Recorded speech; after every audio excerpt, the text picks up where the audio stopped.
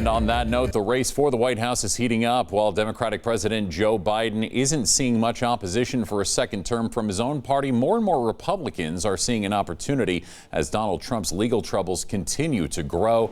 We go now to the place where all of these contenders would like to call their home for a while, as I'm joined by Scripps political correspondent Joe St. George, who is live from the White House. Joe, as always, thanks for being here. Now, we've already seen several names thrown into the Republican presidential hat, but this week will arguably be the biggest of the name drops as, like I mentioned, we see former Vice President Mike Pence, former New Jersey Governor Chris Christie, and North Dakota Governor Doug Burgum, all expected to announce their candidacy.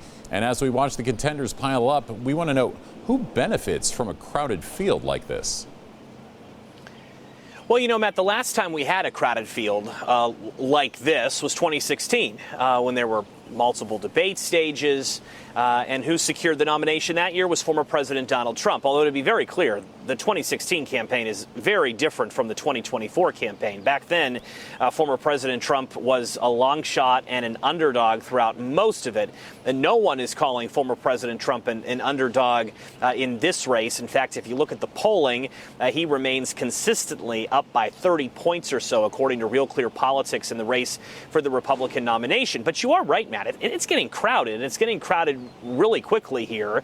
And a lot of Republicans, analysts will say there's probably 3 lanes for the moment to get to the Republican National Convention in Milwaukee, Wisconsin next summer. Lane 1 squarely occupied by former President Trump. Lane 2, Florida Governor Ron DeSantis has been in second place pretty consistently. Yes, well behind former President Trump, but well ahead the other challengers. And then there's that third lane, the alternative lane, the other candidate lane. And that's the lane that former Vice President Mike Pence is joining this week. Former New Jersey Governor Chris Christie will join today in New Hampshire. You mentioned the governor of North Dakota as well, is expected to jump in the race. And that third lane is the lane that I think is not only the most crowded, but it's one to watch as we get closer to the big political events, such as the first presidential debate, which will happen in Milwaukee, Wisconsin in late August. Okay, yeah, and on that note, all these high-profile names vying for the commander-in-chief position. Like you mentioned, people are already asking when that first debate is going to be. So you mentioned that's going to be in August. And also, why might some of those contenders not qualify to be a part of that? Yeah, well, in the last several days, we learned what's it going to take to get on that Republican debate stage on August 23rd.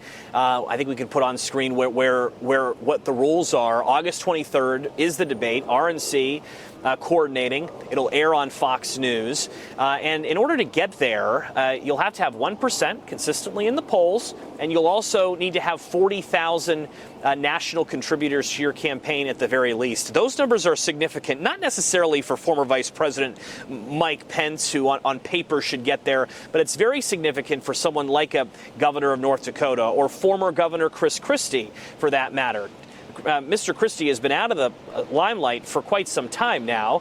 Yes, he's been a political contributor to some networks, but hasn't been in office since 2018. So those are the key numbers to get to that first debate, again, in Milwaukee, Wisconsin. Right now it's slated to be one night, but there is an option to make it a 2-night event, depending on how many candidates qualify. So here we go, Matt, shifting into another gear. Idaho tends to vote conservative in presidential elections, so any Republican presidential announcement is very much a local news story in Boise. It sure is, and we will be tuned in for that, especially with all the events coming up this week. With the latest on an increasingly crowded Republican presidential field, our thanks to political correspondent Joe St. George joining us from the White House this morning. As always, thanks so much, Joe.